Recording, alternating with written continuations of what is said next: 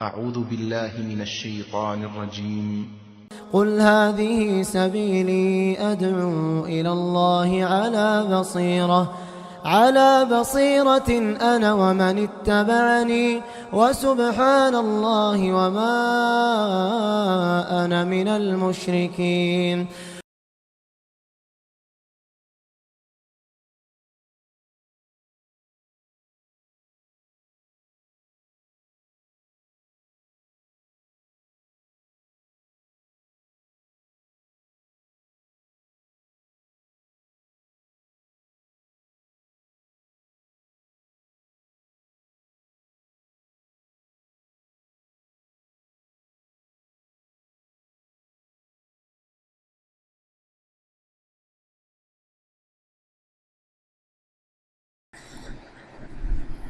السلام علیکم ورحمۃ اللہ وبرکاتہ.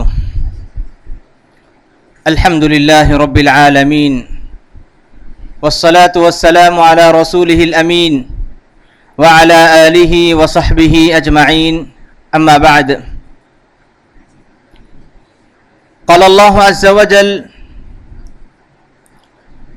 سبحان الذي اسرى بعبده ليلا من المسجد الحرام إلى المسجد الأقصى الذي باركنا حوله لنريه من آياتنا إنه هو السميع البصير. محترم حاضرین، پردہ نشین خواتین ملت اور عزیز بچوں، جو آیت میں نے آپ لوگوں کے سامنے تلاوت کی سورہ اسراء کی پہلی آیت ہے. اللہ تبارک و تعالیٰ فرماتے ہیں کہ وہ ذات ہر قسم کے عیب اور نقص سے پاک ہے، جس نے اپنے بندے کو مسجد حرام سے اس مسجد تک لے گیا جس کے اطراف و اکناف میں ہم نے برکت رکھی ہے، تاکہ ہم اسے ہماری نشانیاں دکھائیں. یقیناً وہ بہت سننے والا، دیکھنے والا ہے. اس آیت کریمہ میں سیرت نبوی صلی اللہ علیہ وسلم کے ایک اہم واقعے کی طرف اشارہ کیا گیا ہے، جسے ہم اسراء اور معراج کا واقعہ کہتے ہیں. اللہ تبارک و تعالیٰ نے نبی کریم صلی اللہ علیہ وسلم کو اسراء اور معراج کیوں کروایا، اس کی حقیقت کو اور اس کے پس منظر کو جاننا ضروری ہے. اسراء اور معراج کہتے ہیں نبی کریم صلی اللہ علیہ وسلم کا مسجد حرام سے بیت المقدس تک کا سفر، اس کو اسراء کہتے ہیں، اور بیت المقدس سے ساتوں آسمان اور اس کے اوپر تک جو سفر تھا اسے معراج کہتے ہیں. اللہ تبارک و تعالیٰ نے یہ سفر کیوں کروایا، اس کا پس منظر کیا ہے؟ نبی کریم صلی اللہ علیہ وسلم کو اللہ تبارک و تعالیٰ نے نبی بنا کر بھیجا، تو آپ صلی اللہ علیہ وسلم مکے میں لوگوں تک ایمان پہنچانے لگے، اللہ تبارک و تعالیٰ کا پیغام پہنچانے لگے. تو اللہ کے رسول صلی اللہ علیہ وسلم 10 سال تک مختلف قسم کی آزمائشوں، مختلف قسم کی پریشانی اور مختلف قسم کی اذیتوں سے دوچار ہوئے. نبی کریم صلی اللہ علیہ وسلم دن رات، سفر حضر، ہر حالت میں اتنی محنت کرتے کہ کوئی ایمان لے آ جائیں، اللہ پر ایمان لے آ جائیں، میری دعوت کو قبول کر لے. اللہ کے رسول صلی اللہ علیہ وسلم اسی مقصد اور اسی ارادے سے بڑی محنت کیا کرتے تھے. اللہ کے رسول صلی اللہ علیہ وسلم کی محنت کا کوئی نتیجہ نہیں نکل رہا تھا. اس کے برعکس قریش اور مکے کے لوگ آپ صلی اللہ علیہ وسلم کو تکلیف دیا کرتے تھے، زبان سے ہاتھ سے، کبھی آپ کو زبان سے گالی دیتے، کبھی آپ کو دیوانہ کہتے، کبھی آپ کو جادوگر کہتے، کبھی کوئی آپ کو کاہن کہتا، مختلف قسم کے آپ کو اذیتیں پہنچائی گئیں، زبان سے اذیت، اور کبھی کبھار لوگوں نے آپ کو مار پیٹ تک کرنے لگے۔ یعنی اللہ کے رسول کے لیے بڑی پریشانیاں سامنے تھی۔ ان پریشانیوں کے عالم میں زندگی گزر رہی تھی۔ اللہ کے رسول صلی اللہ علیہ وسلم کے سامنے اور بھی آزمائشیں آ جاتی ہیں۔ آپ کے چچا ابو طالب جو آپ کے لیے ایک مضبوط سہارا تھے، قریش ابو طالب کی وجہ سے آپ کو تکلیف دینے سے، آپ کو پریشان کرنے سے پیچھے رہا کرتے تھے، ابو طالب کی وفات ہو جاتی ہے۔ ابو طالب کی وفات کے فوری بعد آپ کی زوجہ حضرت ختیجہ رضی اللہ عنہا کا بھی انتقال ہو جاتا ہے۔ اللہ کے رسول صلی اللہ علیہ وسلم کے لیے یہ دونوں بڑے سہارا تھے۔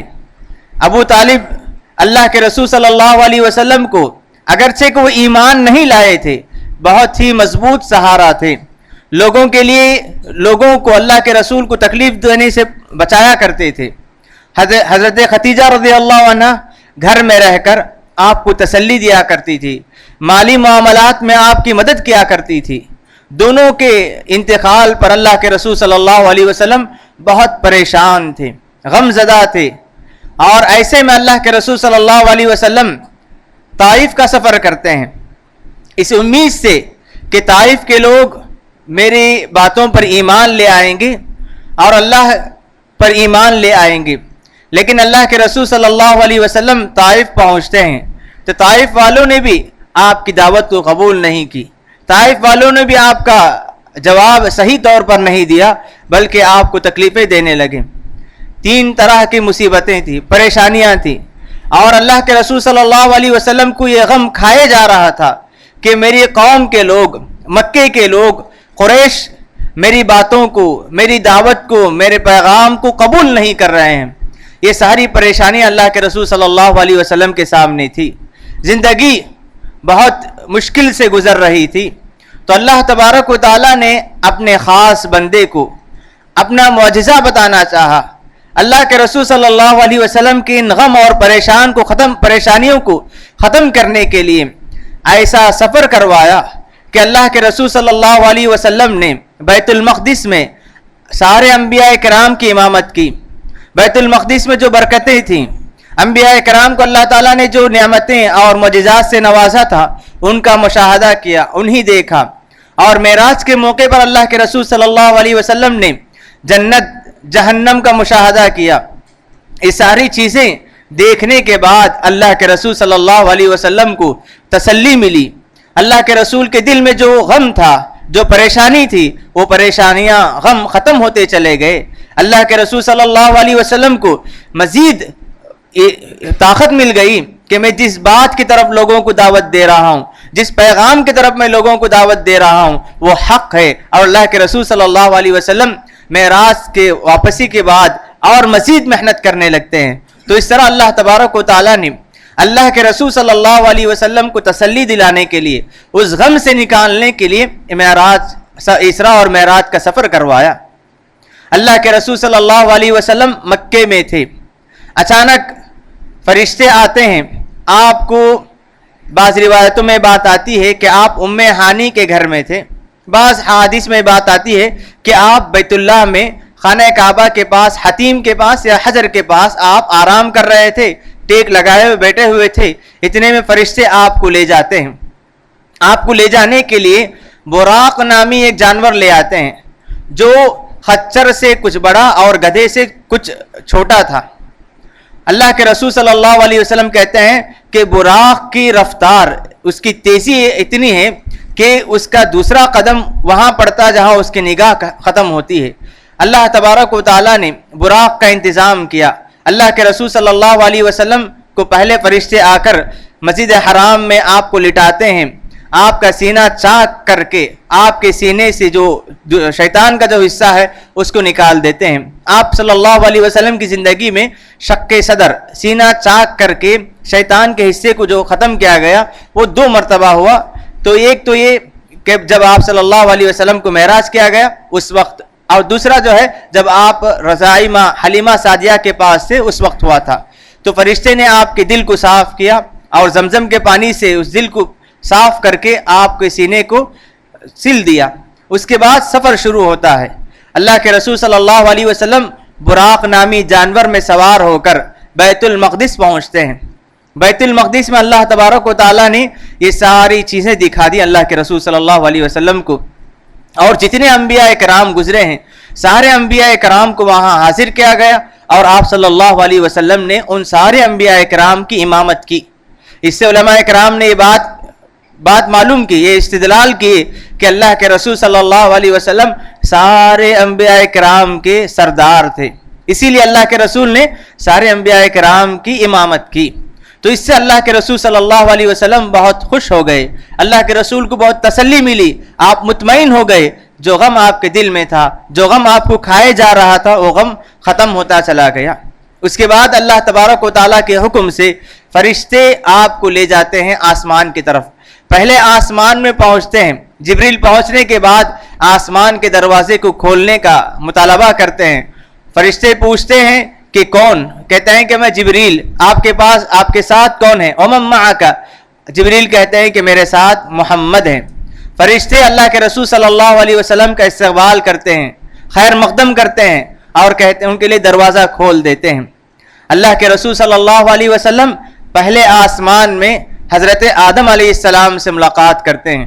جیسے آدم علیہ السلام سے ملاقات ہوتی ہے, آدم علیہ السلام اللہ کے رسول کا خیر مقدم کرتے ہیں, استقبال ویلکم کرتے ہیں. اور اللہ کے رسول صلی اللہ علیہ وسلم آدم علیہ السلام سے ملنے کے بعد دوسرے آسمان کی طرف جاتے ہیں جہاں آپ یحییٰ اور زکریا علیہ السلام سے ملاقات کرتے ہیں. دوسرے آسمان کے بعد آپ پہنچتے ہیں تیسرے آسمان میں. تیسرے آسمان میں کس سے ملاقات ہوئی؟ کل کے درس میں آیا تھا. تیسرے آسمان میں یوسف علیہ السلام سے ملاقات ہوئی. اللہ کے رسول صلی اللہ علیہ وسلم نے حضرت یوسف علیہ السلام کو دیکھا اور کہا کہ اللہ رب العزت نے یوسف علیہ السلام کو جو حسن, جو خوبصورتی, جو جمال عطا کیا تھا اسے اللہ کے رسول نے فرمایا کأنہ اعطی شطر الحسن. دنیا کی خوبصورتی کا آدھا حصہ یوسف علیہ السلام کے حق میں آیا تھا. یعنی دنیا میں جتنی خوبصورتی ہے اس کے 2 حصے کریں تو اس کا آدھا حصہ یوسف علیہ السلام کے حصے میں آیا تھا. اس کا معنی یہ نہیں کہ اللہ کے رسول صلی اللہ علیہ وسلم ان سے کم تھے خوبصورتی میں. اللہ کے رسول صلی اللہ علیہ وسلم یوسف علیہ السلام سے اور بھی زیادہ خوبصورت تھے. اللہ تبارک و تعالیٰ نے اللہ کے رسول کو وہ خوبصورتی عطا کی تھی. اللہ کے رسول کی خوبصورتی کیسی تھی؟ صحابی کہتے ہیں کہ اللہ کے رسول اتنے خوبصورت تھے کہ ایک مرتبہ میں نے آپ کو چاندنی رات میں, 14ویں رات میں آپ کو چاند کی روشنی میں دیکھا. آسمان میں چاند ہے, 14ویں کا چاند ہے اور آپ صلی اللہ علیہ وسلم یہاں پر بیٹھے ہوئے ہیں. میں دونوں کو دیکھتا گیا, اللہ کے رسول صلی اللہ علیہ وسلم کو دیکھا اور چاند کو دیکھا, دونوں خوبصورت ہیں. میں یہ فیصلہ نہیں کر پایا کہ آیا چاند زیادہ خوبصورت ہے یا اللہ کے رسول صلی اللہ علیہ وسلم زیادہ خوبصورت ہیں. صحابی رسول کہتے ہیں کہ میں آخر میں اس نتیجے پر پہنچا کہ چاند سے زیادہ خوبصورت اللہ کے رسول صلی اللہ علیہ وسلم تھے. صحابہ کہتے ہیں کہ اللہ کے رسول صلی اللہ علیہ وسلم کا چہرہ چمکتا تھا, اتنی خوبصورت اللہ تبارک و تعالیٰ نے دی. یوسف علیہ السلام سے زیادہ خوبصورت اللہ کے رسول صلی اللہ علیہ وسلم تھے. تو یوسف علیہ السلام کو اللہ تعالیٰ نے آدھا حسن دیا تھا, تو اللہ کے رسول کو کتنا دیا ہوگا یہ اندازہ ہم نہیں لگا سکتے. اس کے بعد اللہ کے رسول صلی اللہ علیہ وسلم چوتھے آسمان کی طرف جاتے ہیں جہاں پر ادریس علیہ السلام سے ملاقات ہوتی ہے. 5ویں آسمان میں اللہ کے رسول صلی اللہ علیہ وسلم کی ملاقات کس سے ہوتی ہے؟ 5ویں آسمان میں, 6ٹھے آسمان میں موسیٰ علیہ السلام سے ملاقات ہوتی ہے اور 7ویں آسمان میں 5ویں آسمان میں ہارون علیہ السلام سے ملاقات ہوتی ہے. 6ٹھے آسمان میں موسیٰ علیہ السلام سے ملاقات ہوتی ہے. جب موسیٰ علیہ السلام سے ملاقات کر کے اللہ کے رسول آگے چلتے ہیں تو موسیٰ علیہ السلام رونے لگتے ہیں. فرشتے پوچھتے ہیں کیوں روتے ہو؟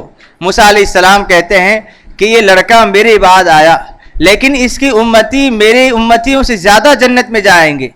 محمد صلی اللہ علیہ وسلم کی امتی جنت میں زیادہ تعداد میں جائیں گے. موسیٰ علیہ السلام رونے لگے کہ میری امتیوں کی تعداد کم ہوگی بنسبت امت محمدیہ کے. محمد صلی اللہ علیہ وسلم کی امتی بہت زیادہ جنت میں جائیں گے، یہ کہہ کر آگے بڑھ جاتے ہیں۔ ساتویں آسمان میں حضرت ابراہیم علیہ السلام سے ملاقات ہوتی ہے۔ ابراہیم علیہ السلام کو اللہ کے رسول صلی اللہ علیہ وسلم نے بیت معمور سے ٹیک لگائے ہوئے بیٹھے ہوئے دیکھا۔ بیت معمور جس طرح زمین میں کعبۃ اللہ ہے، اسی کے برابر، اسی کے اوپر جو ہے بیت معمور ہے، جہاں فرشتے طواف کیا کرتے ہیں۔ اللہ کے رسول صلی اللہ علیہ وسلم فرماتے ہیں کہ ہر روز 70,000 فرشتے بیت معمور کا طواف کرتے ہیں۔ جب ایک مرتبہ ایک کی باری آ جاتی ہے تو دوبارہ ان کی باری نہیں آتی۔ اتنے زیادہ فرشتے اللہ تعالیٰ نے پیدا کیے ہیں۔ اللہ رب العزت فرشتوں کو کتنی تعداد میں پیدا کیے ہیں، اس کا اندازہ ہم اس حدیث سے لگا سکتے ہیں کہ جب ایک مرتبہ ایک کی باری آتی ہے تو دوبارہ ان کی باری نہیں آتی، اور ہر روز اس گھر کا، اس بیت معمور کا طواف 70,000 فرشتے کرتے ہیں۔ ساتویں آسمان کے بعد اللہ کے رسول صلی اللہ علیہ وسلم کو آگے بڑھا دیا جاتا ہے، جہاں اللہ تبارک و تعالیٰ سے اللہ کے رسول صلی اللہ علیہ وسلم ہم کلام ہوتے ہیں۔ اللہ کے رسول فرماتے ہیں کہ اللہ اور رسول کے درمیان بس 2 کمان کا فاصلہ تھا، اتنے قریب ہوئے، اللہ تبارک و تعالیٰ سے بالکل قریب ہوئے، اور اللہ تعالیٰ سے ہم کلامی کا شرف اللہ کے رسول صلی اللہ علیہ وسلم کو حاصل ہوا۔ ہم کلامی کے معنی یعنی اللہ کے رسول اللہ تبارک و تعالیٰ سے بات کیے۔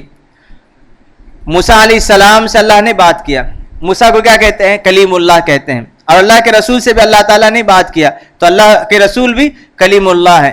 لیکن اللہ کے رسول کو کلیم کیوں نہیں کہتے ہیں؟ کیونکہ اللہ کے رسول کو اللہ تعالیٰ نے اس سے بڑا مقام عطا کیا، خلیل اللہ، یعنی سب سے اعلیٰ درجے کی دوستی جو ہے وہ درجہ اللہ کے رسول صلی اللہ علیہ وسلم کو ملا تھا۔ تو اللہ کے رسول صلی اللہ علیہ وسلم اللہ تعالیٰ سے ہم کلام ہوتے ہیں۔ یہاں ایک اہم بات یہ ہے کہ اتنے قریب ہونے کے باوجود اللہ کے رسول صلی اللہ علیہ وسلم نے اللہ تبارک و تعالیٰ کو دیکھا نہیں۔ دنیا میں اللہ رب العزت نے جو آنکھیں ہمیں دی ہیں، اس آنکھ میں وہ قوت نہیں کہ ہم اللہ تبارک و تعالیٰ کی ذات کو دیکھیں۔ لا تدرکہ الابصار، صحابہ اکرام نے پوچھا کہ اللہ کے رسول کیا آپ نے اللہ کا دیدار کیا؟ اللہ کے رسول نے فرمایا نور انا اراہ، نور انا اراہ، وہ تو نور ہے، میں کیسے دیکھ سکتا ہوں؟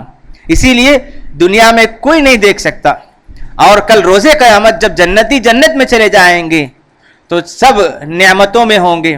ایسے میں اللہ تعالیٰ جنتیوں سے پوچھیں گے کیا تم سب میری نعمتوں سے مطمئن ہو، راضی ہو؟ سارے جنتی کہیں گے کہ اللہ ہم کیوں مطمئن نہ ہو، تو نے ہمیں اتنی نعمتیں دی ہیں، ہر قسم کی نعمتیں ہیں، ہم سب تیرے سے راضی ہیں۔ اللہ تعالیٰ کہیں گے کہ ایک نعمت باقی ہے جسے میں ابھی تک آپ لوگوں کو نہیں دیا۔ سارے جنتی کہیں گے وہ کیا ہے؟ تو سارے جنتی اسی معاملے میں ہوں گے، تو اللہ تبارک و تعالیٰ اپنا دیدار کروائیں گے۔ علماء کرام کہتے ہیں کہ جنت میں سب سے بڑی نعمت، جنت سے بڑی نعمت، جنت سے بڑی نعمت اللہ تبارک و تعالیٰ کا دیدار ہے، اللہ تعالیٰ کو دیکھنا ہے۔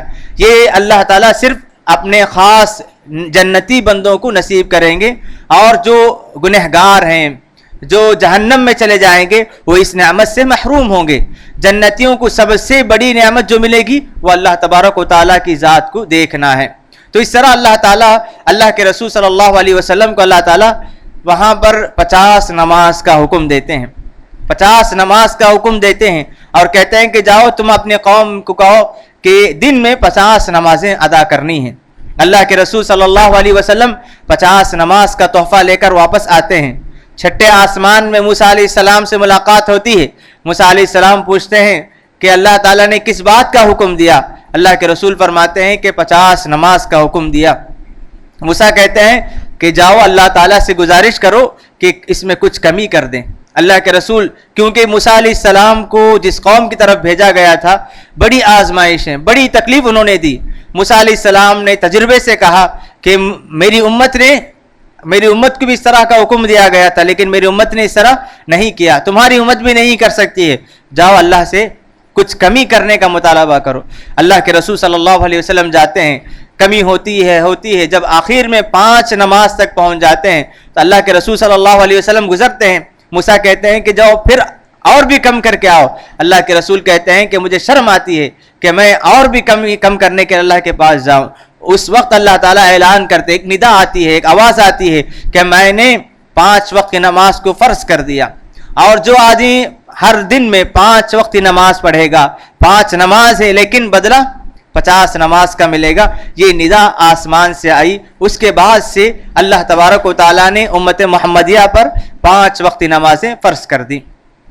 اس سے کیا بات معلوم ہوتی ہے کہ لوگ کہتے ہیں کہ معراج کا تحفہ نماز ہے، معراج کا تحفہ نماز ہے۔ اور یہ معراج کا واقعہ کب پیش آیا؟ اللہ کے رسول صلی اللہ علیہ وسلم ہجرت کرنے سے 1 سال پہلے 12 نبوت کو، اللہ کے رسول نبی بنائے جانے کے بعد 12 سال بعد، جب آپ کی عمر 50 پر 2 سال تھی، اس وقت اللہ کے رسول صلی اللہ علیہ وسلم کو کوئی سفر کروایا گیا۔ رجب کا مہینہ تھا، بعض مورخین نے لکھا ہے 27 تاریخ تھی، 27 تاریخ رجب 12 نبوت کو 1 سال بعد اللہ تبارک و تعالیٰ نے اللہ کے رسول کو مکہ چھوڑ کر مدینہ جانے کا حکم دیتے ہیں، مدینہ جانے کی اجازت دے دیتے ہیں۔ اللہ تبارک و تعالیٰ نے اسراء اور معراج میں نماز کا تحفہ دیا۔ آج لوگ شب معراج کے طور پر عید مناتے ہیں، شب معراج کے طور پر بہت کچھ جلسے جلوس نکالتے ہیں۔ اگر دیکھا جائے، غور کیا جائے کہ اللہ تبارک و تعالیٰ نے معراج کے موقع پر جس بات کا حکم دیا اس بات پر وہ پابندی سے عمل نہیں کرتے ہیں۔ نماز کا حکم دیا، نماز کے معاملے میں سست، نماز کے معاملے میں غفلت میں ہوتے ہیں، لیکن سال میں جیسے ہی 27 رجب آ جائے اس دن جلوس نکالتے ہیں، خاص جلسوں کا انعقاد ہوتا ہے، اس میں اللہ کے رسول کی بڑی فضیلتیں بیان کی جاتی ہیں۔ اس طرح اللہ تعالیٰ نے جس بات کا حکم دیا اسے چھوڑ کر اپنی طرف سے جلسے جلوس کرنا، یہی اسلام میں بدعت ہے۔ اللہ تبارک و تعالیٰ نے 7 آسمان پر اٹھا کر اللہ کے رسول صلی اللہ علیہ وسلم کو نماز کا تحفہ دیا۔ اس سے علماء کرام کہتے ہیں کہ اس سے نماز کی اہمیت معلوم ہوتی ہے کہ اسلام میں جتنے احکام ہیں، زکوٰۃ، روزہ، حج، عمرہ، جتنے ہیں سب کا سب احکام اللہ تبارک و تعالیٰ نے فرشتے کے ذریعے بھیجا، لیکن نماز جب فرض کرنے کی باری آئی تو اللہ تعالیٰ نے فرشتے کے بجائے خود اللہ کے رسول صلی اللہ علیہ وسلم کو 7 آسمان کے اوپر بلا کر یہ تحفہ عطا کیا۔ تو اس سے نماز کی اہمیت معلوم ہوتی ہے کہ اللہ تعالیٰ کے پاس نماز کا مقام کس قدر بلند ہے کہ اللہ تعالیٰ نے اس کو فرض کرنے کے لیے نبی کریم صلی اللہ علیہ وسلم کو 7 آسمان کے اوپر بلائے۔ اللہ کے رسول صلی اللہ علیہ وسلم کا یہ سفر جسم کے ساتھ ہوا۔ بعض لوگ یہ سمجھتے ہیں کہ اللہ کے رسول صلی اللہ علیہ وسلم کی روح پہنچی تھی، ایسی بات نہیں، بلکہ اللہ کے رسول صلی اللہ علیہ وسلم جسم کے ساتھ گئے تھے۔ اللہ کے رسول صلی اللہ علیہ وسلم بنفس نفیس 7 آسمان پر پہنچے۔ یہ سارا واقعہ مکے سے بیت المقدس، فلسطین، اور فلسطین سے 7 آسمان کا سفر 1 رات میں ہوا، 1 رات میں ہوا۔ یہ چیزیں، اس کا تعلق غیبیات سے ہیں۔ اللہ تعالیٰ کے لیے کوئی چیز ناممکن نہیں، اللہ تعالیٰ جو چاہیں کر سکتے ہیں۔ اللہ کے رسول صلی اللہ علیہ وسلم سفر سے واپسی کے بعد فجر نماز کے بعد مسجد میں بیٹھے ہیں۔ ابو جہل سے یہ واقعہ سناتے ہیں کہ کل رات میں نے بیت اللہ سے، مکے سے بیت المقدس کا سفر کیا اور وہاں سے 7 آسمان کا سفر کیا۔ ابو جہل کو ایک موقع مل گیا اللہ کے رسول صلی اللہ علیہ وسلم کا مذاق اڑانے کا۔ لوگوں سے کہتا پھرا کہ تم اس آدمی کو کیا کہتے ہو جو کہتا ہے کہ ایک ہی رات میں مکہ سے بیت المقدس سے 7 آسمان کے پاس۔ لوگوں نے اللہ کے رسول صلی اللہ علیہ وسلم کا مذاق اڑانا شروع کیا، اور بعض لوگوں نے اللہ کے رسول کا امتحان لینا چاہا کہ ٹھیک ہے، تم کہتے ہو کہ بیت المقدس پہنچے ہو تو بتاؤ کہ بیت المقدس کیسی ہو مسجد، اس کا نقشہ بتاؤ۔ اللہ تبارک و تعالیٰ نے غائب سے اللہ کے رسول صلی اللہ علیہ وسلم کے سامنے بیت المقدس کا نقشہ رکھ دیا۔ لوگ سوال کرتے جاتے، اللہ کے رسول جواب دیتے جاتے، اللہ کے رسول جواب دیتے جاتے۔ لوگ کہتے ہیں کہ آپ نے تو صحیح جواب دیا ہے۔ اس کے بعد بعض لوگ اس موقع کو لے کر، اس واقعے کو لے کر ابو بکر صدیق رضی اللہ عنہ کے پاس پہنچتے ہیں کہ کہتے ہیں کہ ایک آدمی اس طرح کہتا ہے کہ وہ راتوں رات مکے سے بیت المقدس گیا اور بیت المقدس سے 7 آسمان تک۔ ابو بکر صدیق نے کہا اگر یہ محمد کہتے تو صحیح ہے، اگر یہ محمد کہتے ہیں تو وہ بات صحیح ہے۔ لوگوں نے کہا کہ تمہیں تعجب نہیں ہے کیا کہ 40 دن کی جو مسافت ہے، اس زمانے میں مکے سے بیت المقدس کا سفر 40 دن میں کیا کرتے تھے، ایک آدمی 40 دن کی مسافت کے تعلق سے 1 رات کے بارے میں کہتا ہے کہ 1 رات میں اتنا لمبا سفر کیا۔ ابو بکر صدیق نے کہا تم میری اس تصدیق پر تم تعجب کرتے ہو، میں نے اس سے بڑی بات کی تصدیق کی ہے، میں نے اللہ کے رسول کی ہر اس بات کو مانتا ہوں جو اللہ کے رسول صلی اللہ علیہ وسلم آسمان سے وحی کے تعلق سے کہتے ہیں، یعنی میں نے اس سے بڑی بات کی تصدیق کی ہے، تو یہ تو چھوٹی بات ہے۔ جب اللہ کے رسول صلی اللہ علیہ وسلم کی اس واقعے کی تصدیق ابو بکر صدیق رضی اللہ عنہ نے کیا تو اسی وقت سے ان کا لقب صدیق پڑ گیا، ان کا لقب صدیق پڑ گیا۔ تو اس طرح اللہ کے رسول صلی اللہ علیہ وسلم کا یہ واقعہ ہوا۔ معراج میں جب اللہ کے رسول صلی اللہ علیہ وسلم پہنچے، وہاں پر اللہ تبارک و تعالیٰ نے چند عجیب چیزیں اللہ کے رسول صلی اللہ علیہ وسلم کو دکھائی۔ اللہ کے رسول صلی اللہ علیہ وسلم معراج کے موقع پر 4 نہریں دیکھیں، 4 ندیاں دیکھیں، ان میں سے 2 ظاہری ندی، 2 باطنی ندی۔ اللہ کے رسول صلی اللہ علیہ وسلم سے اللہ کے رسول نے جبریل سے پوچھا ہے کہ 4 نہریں کیا ہیں؟ اللہ کے رسول نے جبریل نے کہا کہ 2 نہریں جنت کی ہیں اور 2 نہریں دنیا کی ہیں۔ دنیا کی جو 2 نہریں تھیں نیل اور فرات۔ اس کا معنی یہ ہے کہ تمہاری امت وہاں تک پہنچے گی، یعنی تمہاری دعوت جو ہے تم پر لوگ اب اسلام لے آئیں گے، تمہاری دعوت قبول کریں گے، اور تمہارے ماننے والے، تم پر ایمان لانے والے نیل یعنی مصر تک اور فرات عراق تک تمہاری دعوت پہنچے گی، تمہاری دعوت کو قبول کرنے والے وہاں تک پہنچنے والے ہوں گے۔ اور کوثر اللہ کے رسول صلی اللہ علیہ وسلم نے دیکھا، انا اعطیناک الکوثر، یہ کوثر اللہ کے رسول صلی اللہ علیہ وسلم کا اللہ کی طرف سے ایک تحفہ ہے۔ اللہ تبارک و تعالیٰ اللہ کے رسول کو ایک خاص تحفہ عطا کریں گے۔ اس کوثر کے تعلق سے بہت ساری حدیثیں آئی ہیں، اور اللہ کے رسول صلی اللہ علیہ وسلم نے اس رات جنت کا مشاہدہ کیا کہ جنت میں کون جائیں گے، جنت میں کیسی صفات کے لوگ ہوں گے، یہ ساری باتیں دیکھی اللہ کے رسول نے۔ اور اللہ کے رسول صلی اللہ علیہ وسلم جہنم کا بھی مشاہدہ کیا، جہنم کو بھی دیکھا۔ اللہ کے رسول واپس آنے کے بعد کہتے ہیں کہ میں نے جہنم میں بعض لوگوں کو دیکھا جن کے ناخن تانبے کے تھے، وہ اپنے چہروں کو، اپنے سینے کو نوچ رہے تھے۔ جبریل سے اللہ کے رسول صلی اللہ علیہ وسلم نے پوچھا یہ لوگ کون لوگ ہیں جو اپنے چہروں کو اپنے ہاتھوں سے نوچ رہے ہیں، پھاڑ رہے ہیں؟ جبریل علیہ السلام نے کہا یہ وہی لوگ ہیں جو دنیا میں دوسروں کی غیبت کیا کرتے تھے، جو دوسروں کا گوشت کھایا کرتے تھے، غیبت کیا کرتے تھے۔ ان کی سزا یہ ہے کہ اللہ تعالیٰ انہیں جہنم میں ڈال دیا اور جہنم میں وہ اپنے چہرے کو نوچ رہے ہیں۔ اور بعض لوگوں کو اللہ کے رسول صلی اللہ علیہ وسلم نے دیکھا کہ ان کی زبان اور ہونٹ جو ہے خینچیوں سے کاٹے جا رہے ہیں۔ اللہ کے رسول صلی اللہ علیہ وسلم نے پوچھا یہ لوگ کون ہیں؟ جبریل نے کہا یہ وہ لوگ ہیں جو تمہاری امت میں لوگوں کو نیکی کا حکم دیتے تھے اور خود اپنے آپ کو بھول جایا کرتے تھے، لوگوں کو نیکی کا حکم دیتے، خود برائی کرتے تھے۔ ان لوگوں کی سزا اس طرح دی گئی ہے۔ اور اس وقت اللہ کے رسول صلی اللہ علیہ وسلم نے مالک کو بھی دیکھا۔ مالک جو جہنم کے داروغے، جہنم کے جو واچمین ہیں، ان کے نام مالک ہے۔ یا مالک لیقضی علینا ربک، اللہ کے رسول صلی اللہ علیہ وسلم نے مالک کو بھی دیکھا، مالک جہنم کے خازن۔ اس طرح اللہ کے رسول صلی اللہ علیہ وسلم بہت سارے مشاہدات کیے۔ اس سے ایک اہم بات یہ معلوم ہوتی ہے کہ جنت اور جہنم تیار ہیں، جنت اور جہنم تیار ہیں۔ اعدت للمتقین اعدت للکافرین، اللہ تعالیٰ فرماتے ہیں کہ جنت اور جہنم تیار ہیں، اللہ تعالیٰ کی طرف سے بنائے گئے ہیں، اور جب قیامت قائم ہوگی اللہ تعالیٰ ان میں لوگوں کو داخل کریں گے۔ دوسری بات یہ ہے کہ اللہ تبارک و تعالیٰ نے نماز کا تحفہ عطا کیا، نماز کی اہمیت معلوم ہوتی ہے، اور اس واقعے سے اہم یہ پیغام بھی ملتا ہے کہ اللہ تبارک و تعالیٰ جب اپنے خاص بندے کی پریشانی کو دور کرنا چاہتے ہیں تو اللہ تعالیٰ غیبی وسائل پیدا کر دیتے ہیں، جس طرح اللہ کے رسول صلی اللہ علیہ وسلم کے لیے اسراء اور معراج کے سفر کا راستہ بنایا۔ اللہ کے رسول صلی اللہ علیہ وسلم مختلف قسم کے انبیاء کرام سے ملے، جس سے اللہ کے رسول صلی اللہ علیہ وسلم کو امید، بھروسہ اور یقین حاصل ہوا۔ اسی طرح اللہ کے رسول صلی اللہ علیہ وسلم کو اس جگہ پر اللہ تبارک و تعالیٰ نے مسجد اقصیٰ کی اہمیت بتائی۔ مسجد اقصیٰ فلسطین، یہ وہ سرزمین ہے جہاں پر اللہ تبارک و تعالیٰ نے کئی انبیاء کرام کو بھیجا۔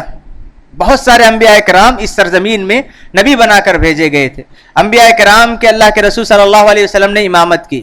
اس واقعے سے ہم مسجد بیت المقدس کی اہمیت کو سمجھ سکتے ہیں۔ اسی لیے اللہ کے رسول صلی اللہ علیہ وسلم نے کہا کہ لا تشد الرحال الا الى ثلاثه مساجد، کہ عبادت کے غرض سے سفر صرف 3 ہی مسجد کی طرف کیا جا سکتا ہے۔ عبادت کے غرض سے तीन ही मस्जिद के लिए सफ़र कर सकते हैं।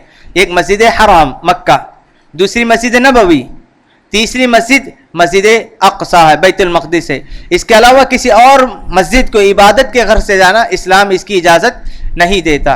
अल्लाह के रसूल सल्लल्लाहु अलैहि वसल्लम ने इन तीनों मसाजिद की अहमियत क्या बताई कि मस्जिद हराम में जो आदमी एक नमाज पढ़ेगा उसके बदले 1,00,000 नमाज, मस्जिद नबवी में जो पढ़ेगा उसके बदले 1,000, और मस्जिद अक़सा में बाज़ रिवायतों में 500, बाज़ रिवायतों में 250 नमाज की फजीलत बताई गई है। और ये फजीलत सिर्फ फ़र्ज़ नमाज के लिए नहीं, हर नमाज के लिए, चाहे फ़र्ज़ नमाज हो या सुन्नत, कोई भी नमाज हो, हर नमाज की फजीलत, एक नमाज पढ़ें चाहे वह फ़र्ज़ नमाज हो या नफिल नमाज, हर नमाज की अहमियत फजीलत ये है कि अल्लाह ताला उतनी बढ़ाकर अता फरमाएंगे। ये इसरा और मेराज के ताल्लुक़ से चंद अहम बातें थी। अल्लाह तबारक व तआला ने एक आयत में ये सारा वाक़या बयान कर दिया, और इस वाक़े में मुसलमानों का इम्तिहान था। अल्लाह के रसूल सल्लल्लाहु अलैहि वसल्लम पर जो हकीकी तौर पर ईमान ले आए थे उन्हीं अल्लाह ताला ने ईमान पर बाकी रखा। जो ऐसे ही ईमान ले आए थे, जो हकीकी तौर पर ईमान नहीं लाए, जो गैब पर ईमान नहीं रखते हैं, उनका ईमान डावाडोल था। इस वाक़े के बाद बहुत सारे जो बराए नाम ईमान लाए थे, बाज़ लोग मुर्तद हो गए, ईमान छोड़ दिए। ऐसे वाक़यात आते वक्त हमें अपने अक़ल के इस्तेमाल के बजाय अल्लाह और उसके रसूल की बात जब आ जाए तो वहाँ अपने आप को सरेंडर कर देना है, अपने अक़ल का इस्तेमाल नहीं करना है। मेरे अक़ल में बात नहीं आती तो मैं इसलिए मैं कुरान हदीस को नहीं मानूंगा, मेरे अक़ल में समझ में नहीं आती इसी वजह से मैं इस वाक़े का इनकार करता हूँ, ऐसी बात नहीं। अक़ल से बढ़कर ईमान है, अक़ल से बढ़कर ईमान है। कोई बात हमारे अक़ल में समझ में आए हम मानेंगे, नहीं आया तो हमें उसका इनकार करेंगे, ये ईमान नहीं है। युमिनून बिल गैब, गैब पर ईमान का माना क्या है? अल्लाह उसके रसूल की हर बात को, अल्लाह उसके रसूल की हर बात को तस्लीम करना, चाहे वो हमारी समझ में आए या ना आए, उसकी हिकमत मालूम हो या ना मालूम हो, उसका मकसद मालूम हो या ना मालूम हो, हर बात के सामने अपने आप को पेश कर देना, सरेंडर कर देना, यही हकीकी ईमान है। आज के ज़माने में बहुत सारे लोग ऐसे पैदा हो चुके हैं, उन्हीं अहादीस को कबूल करते हैं जो हदीसें उनके अक़ल के मुताबिक हो, उनके अक़ल में समझ में आए तो कबूल करते हैं। जो हदीसें उनके अक़ल से टकराने लगे तो कहते हैं कि हदीस हमारी समझ में नहीं आती है, तो लिहाजा ये अल्लाह के रसूल की हदीस नहीं होगी, या उस हदीस को ठुकरा देते हैं, मानते नहीं। हमारी अक़ल से बढ़कर है हदीसें, हमारे अक़ल से बढ़कर हैं आयतें। अल्लाह तबारक व तआला की बात जब आ जाए, अल्लाह के रसूल की बात जब आ जाए तो हमें अपने आप को तस्लीम कर देना, सर तस्लीम खम कर देना है, अपने आप को उनके सामने हवाले कर देना है। इसीलिए हमारा ईमान का यहाँ पर इम्तिहान है। जो अल्लाह के रसूल की बात को मानेगा उसका ईमान में इजाफा होगा, जो इस तरह के वाक़यात को नहीं मानेगा उसका ईमान जाता रहेगा। आज जो आयतें पढ़ी गई उनमें से एक अहम वाक़या ये भी बताया गया कि अल्लाह तबारक व तआला बनु इसराइल में दो आदमी थे, बनु इसराइल में दो आदमी थे, दो आदमियों का वाक़या सूरह कहफ में बयान किए हैं। एक काफिर था, उसे अल्लाह तबारक व तआला ने दो बागात से, अंगूर के दो बागात से नवाजा था, लेकिन काफिर होने की वजह से वह अल्लाह का इनकार किया करता था और क़यामत का इनकार किया करता था। जो उसका मुसलमान साथी था उसे देखकर कहा करता था कि अल्लाह ने मुझे तेरे से, अल्लाह पर तो ईमान नहीं रखता, वो कहता था कि मैं तेरे से ज़्यादा माल वाला हूँ, तेरे से ज़्यादा इज्जत वाला हूँ। वो मुसलमान ने कहा कि तुम इस तरह क्यों कहते हो? जिस रब ने तुम्हें पैदा किया है, जिसने तुम्हें मिट्टी से पैदा किया, उसका इनकार क्यों करते हो? तुम्हें तो कहना चाहिए कि रब ने मुझे अता किया है, इस तरह इनकार ना करो। लेकिन वो काफिर, बनु इसराइल का वो काफिर अल्लाह ताला का इनकार करने लगा और समझता था कि ये दुनिया में हमेशा रहना है और ये जो बागात, जो नेमतें हैं उसके साथ हमेशा रहेंगी। और वो कहता था अगर क़यामत नामी कोई चीज़ होती, अगर होगी तो भी अल्लाह ताला क़यामत में इससे अच्छी चीज़ अता करेगा। वो क़यामत का इनकार किया करता था। जब उसका मुसलमान दोस्त ने कहा कि तुम इस तरह ना करो, अल्लाह पर ईमान रखो, क़यामत पर ईमान रखो, कहता कि मुझे तो पहले ईमान नहीं है, अगर क़यामत नाम की कोई चीज़ हो तो अल्लाह ताला जिस तरह दुनिया में मुझे बागात से नवाजे हैं उससे बेहतर बागात से नवाजेंगे। वो उसका साथी समझाते हुए कहा कि इस तरह ना कहो, अल्लाह ताला जब किसी को नवाजते हैं तो आजमाने के लिए, اگر تم کفر کرو گے تو اللہ تعالیٰ تمہاری اس نعمت کو ضائع کر کے ہلاک کر کے تمہارا امتحان لیں گے۔ ایسا ہی ہوا کہ اللہ تعالیٰ نے اس کے باغ کو ہلاک کر دیا۔ جیسے ہی اللہ تعالیٰ کا عذاب آیا تو وہ ہاتھ ملتے ہوئے کہنے لگا کاش کہ میں اپنے رب کے ساتھ شرک نہ کرتا۔